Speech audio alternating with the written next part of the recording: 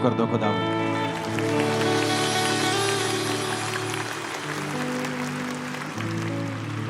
आज स्टेज पे आपको तो ज़्यादा ठंड लग रही होगी आज बीच में, तो स्टेज से ज़्यादा ठंड तो उधर है बीच में आज। आई थिंक थोड़ा ऊपर करके लगाने चाहिए, और क्या ठीक है इधर ऊपर चाहिए पंखे ये वाले, तो हाथ खड़ा करो आगे वाले लोग, थोड़ा जो पानी फेंक रहे हैं कि ठीक है तो हाथ खड़ा करो अगर ठीक लगे हैं तो। अच्छा ठीक वाले ज़्यादा हैं। तारीफ करो खुदाबंद के नाम की जोर से।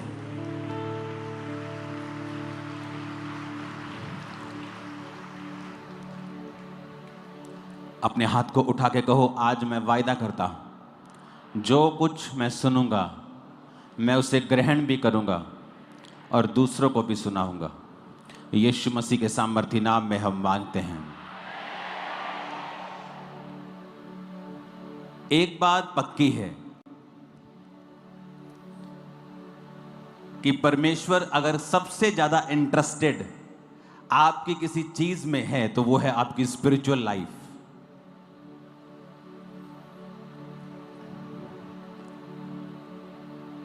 ये भविष्यवाणियां, ये चंगाई, ये बरकतें, ये सभी इसी धरती के लिए हैं और परमेश्वर ने दी हैं। इनकी निंदा करना परमेश्वर की निंदा करने के बराबर है, क्योंकि चंगाई, मिरेकल्स, बरकतें ये शैतान ने नहीं बनाई। तो इनकी निंदा करने का मतलब है कि आप अपने आप को इनके योग्य करार नहीं दे रहे हैं, आप परमेश्वर के द्वारा बनाई गई चीजों को रिजेक्ट कर रहे हैं। लेकिन दूसरा पहलू यह भी है कि परमेश्वर ने इसे बनाया क्यों है। वचन यह कहता है कि परमेश्वर ने इसे इसलिए बनाया है कि हम लोग अपनी आत्मिक जिंदगी में और मजबूत हो सकें। क्योंकि अगर किसी को उन चीजों से चंगाई मिली है जो मेडिकल साइंस नहीं कर सकी, जो जड़ी बूटियां नहीं कर सकी, तो उस व्यक्ति का विश्वास परमेश्वर के ऊपर बढ़ जाता है। और जब उस व्यक्ति का विश्वास परमेश्वर के ऊपर बढ़ता है तो उसका आउटकम क्या आता है? उसका रिजल्ट ये आता है कि वो व्यक्ति परमेश्वर के वचन के ऊपर यकीन करने लगता है। तो जो अगर परमेश्वर का वचन किसी चीज को पाप कहता है तो वो उस पाप को छोड़ने लगता है, क्योंकि उसने परमेश्वर की कृपा का स्वाद जो है वो चख लिया है। कितने मेरी बात को समझते हैं? मैंने अपनी लाइफ में नोटिस किया है, लोगों को लगता है कि जिन चर्चिस में मिरेकल्स नहीं होते, लोग वचन पे ध्यान देते हैं, वो ज्यादा आत्मिक हैं। लेकिन इसके उल्टा है। जो लोग हीलिंग्स और मिरेकल्स को देखते हैं और वचन को सुनते हैं, वो ज्यादा स्पिरिचुअल चीजों पे ध्यान दे पाते हैं। क्यों? क्योंकि उनके सामने ऐसे प्रमाण होते हैं जो ये प्रूफ करते रहते हैं उसको कि यीशु मसीह जीवित परमेश्वर है। वो वचन से वो भटकता नहीं, उसे पता है कि जो कुछ मैं सुन रहा हूं ये वाकई में रियल है।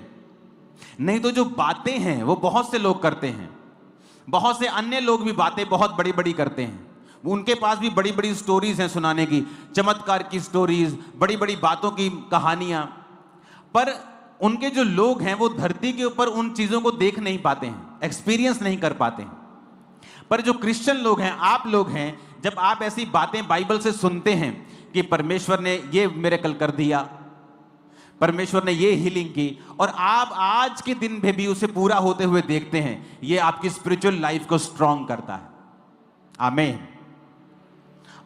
लेकिन ये चीजें इसलिए हो रही हैं कि परमेश्वर का जो असल मकसद ये है कि आपकी स्पिरिचुअल लाइफ स्ट्रांग हो। और स्पिरिचुअल लाइफ को स्ट्रांग करने का भी एक मकसद है कि आप अपने उद्धार में बने रहें। आप स्वर्ग जा रहे हैं, आपको आज पता है। क्या हो अगर कल आप गुनाह कर ले तो फिर तो आप नहीं जा रहे। परसों आप व्यभिचार में पड़ जाएं फिर तो आप नहीं जा रहे। तो वचन आपको आत्मिक जिंदगी, मजबूत आत्मिक जिंदगी हेल्प करती है आपकी कि आप उद्धार में बने रहें। और हीलिंग्स और मिरेकल्स और परमेश्वर की पावर हेल्प करती है कि आप स्पिरिचुअल लाइफ में बने रहें। तो ये एक दूसरे के साथ जुड़ी हुई चीजें हैं। कितने मेरी बातों को समझ रहे हैं? इसलिए जो कुछ परमेश्वर ने इंतजाम किया है उस इंतजाम को कभी भी निंदा ना करें। जो कुछ परमेश्वर ने दिया है उसको एक्सेप्ट करें, उसकी तारीफ करें और आगे बढ़ें और देखें फिर परमेश्वर किस तरह से आपकी लाइफ में रास्तों को ओपन करता है। आमीन। अगर आप इस पूरे यूनिवर्स में धरती को देखेंगे तो जो पेन की नीब होती है वो भी बड़ी है, धरती उससे भी छोटी है। सूर्य धरती से 13 लाख गुना बड़ा है। मतलब ऐसी पृथ्वी 13 लाख इकट्ठी हो जाए तो सूर्य के समान है। और सूर्य इतना छोटा है तारा, सूर्य से भी कई लाख गुना तारे हैं जो चमकते हैं, जो जल रहे हैं, जो बड़े हैं, जो परमेश्वर ने बनाए हैं। ऐसे प्लैनेट्स बनाए हैं जो जिन पर हीरों की वर्षा होती है। ऐसे प्लैनेट्स हैं जो पूरे के पूरे हीरे के बने हुए हैं। यूनिवर्स परमेश्वर ने ऐसा बनाया और धरती एक बिंदु के समान है। मैं ये क्यों कह रहा हूं कि आपको ये समझ होनी चाहिए कि आपकी लाइफ, आपकी जो जिंदगी है, आप इसे पूरी तरह से समझ नहीं सकते जब तक आप परमेश्वर के कदमों में नहीं आएंगे। अमृतसर मीटिंग के दौरान जब मैं पुलपिट पे गया तो परमेश्वर ने मुझसे कहा इनको बोल। मैं वो तैयार करके नहीं गया था, जो तैयार वचन था वो और था।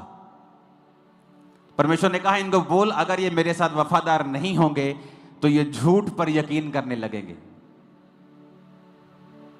कोई आगे बोलेगा भैन जी आ बहुत सोहनी स्कीम है एक, देखियो तुसी इन्ने पैसे लाने तुहाडे इन्ने बन जाने। आप फंस जाएंगे। आप वो काम करेंगे जिनमें आपको फ्यूचर में कर्जे का सामना करना पड़ेगा। आप वो काम करने लगेंगे जो आपको नुकसान करेगा फ्यूचर में।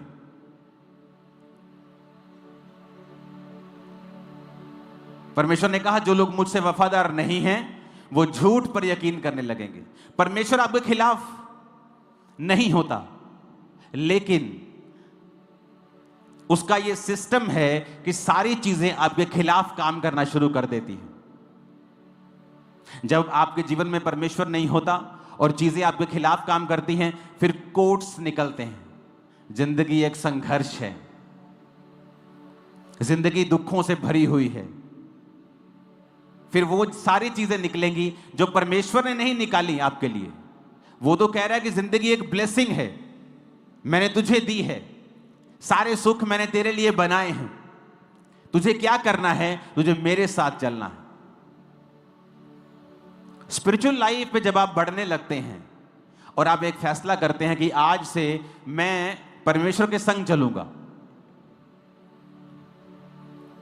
आप जैसे ये फैसला करते हैं, हो सकता है बाहरी रूप से आपको कोई भी बदलाव कुछ दिनों तक, कुछ महीनों और शायद कुछ सालों तक भी दिखाई ना दे।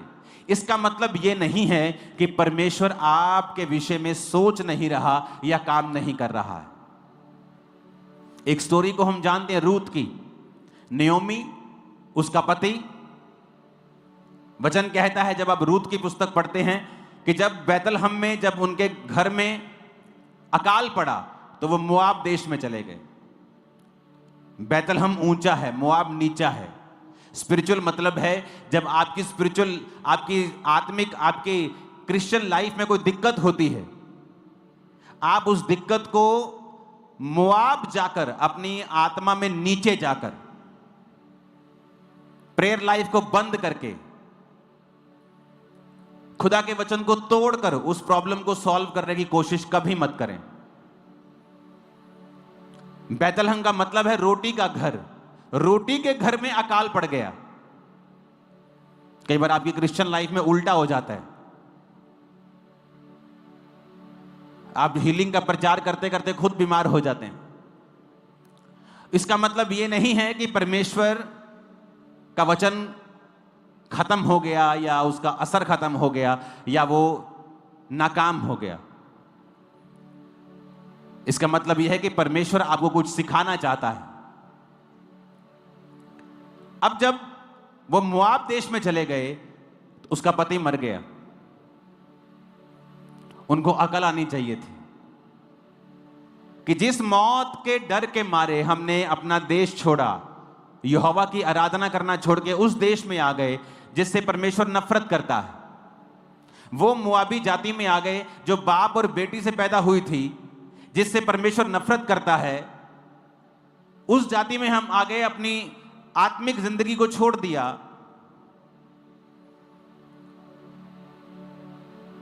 पर समझ नहीं आई, पति मर गया फिर भी समझ नहीं आई। कुछ लोग ढीठ होते हैं, जब परमेश्वर उन्हें सजा देता है वो उसको समझते हैं कि नहीं ये परीक्षा होगी, लेकिन कई बार वो परीक्षा नहीं होती, परमेश्वर उन्हें कुछ दिखाता है, फिर भी वो समझी नहीं। और अब उसके दोनों बेटे मर गए और वो खाली हो गई और सिर्फ अपनी 2 बहुओं के साथ हो गई। और फिर उसे सब समाचार मिला कि तेरा अपना देश बहुत प्रॉस्पर हो रहा है। तो वचन कहता है वो सोचने लगी कि मैं बैतलहम वापस जाऊंगी। जब वापस जाने लगी, दोनों बहुओं को बुला के पूछा कि बेटियों तुम वापस चली जाओ, मेरे पास कोई पुत्र नहीं है कि मैं तुम्हारी दोबारा शादी कर दूं, मेरे पास कोई बेटा नहीं है, ना ही मैं पति करूंगी कि उसका मेरे बच्चे हों और फिर तुम उनसे शादियां करो। क्या उनके सियाने होने तक तुम आशा लगाई रहेगी? तो वापिस चली जाओ। तो वचन कहता है जेठानी वापिस चली गई, ओपरा वापिस चली गई। उसने संसार को चुना, पति के सुख को चुना, पर उसे यह मालूम था कि मेरी सास जीवित परमेश्वर को मानती है। कई बार आप ऐसे क्रिश्चियन घर में चले जाते हैं जो खुद तो परमेश्वर को नहीं मानते होते, जो खुद तो परमेश्वर के खिलाफ हैं, लेकिन एक जन उस घर में ऐसा चला जाता है जिसको पता होता है कि ये परमेश्वर तो जीवित है, लेकिन ये आदमी सारे गड़बड़ हैं, ये नहीं मानते अच्छी तरह से परमेश्वर को, लेकिन जिस परमेश्वर के पास मैं आई हूं ये वाकई जीवित परमेश्वर है। तो रूत ने क्या कहा? रूत कहती मैं तेरे संग चलूंगी, तेरा परमेश्वर मेरा परमेश्वर होगा, मृत्यु के अलावा कोई भी मुझे तुझसे अलग नहीं कर पाएगा, तेरे लोग मेरे लोग, तेरा प्रभु मेरा प्रभु। और जब सास नयोमी ने देखा कि ये जो कह रही है दिल से कह रही है और अपने फैसले पे अडिग है, तो वचन कहता है कि वो मान गई कि ठीक है तू मेरे संग चल। वापिस पहुंचे, जैसे वो नगर में वापिस पहुंची तो पूरे नगर में वचन कहता है हलचल मच गई। ऐसे ही लिखा है, हलचल मच गई। हलचल मच गई तो लोगों ने कहा देखो नयोमी आई है, नयोमी आई है। और नयोमी ने क्या कहा? मुझे नयोमी ना कहो, मुझे क्या कहो? मुझे मारा कहो। मैं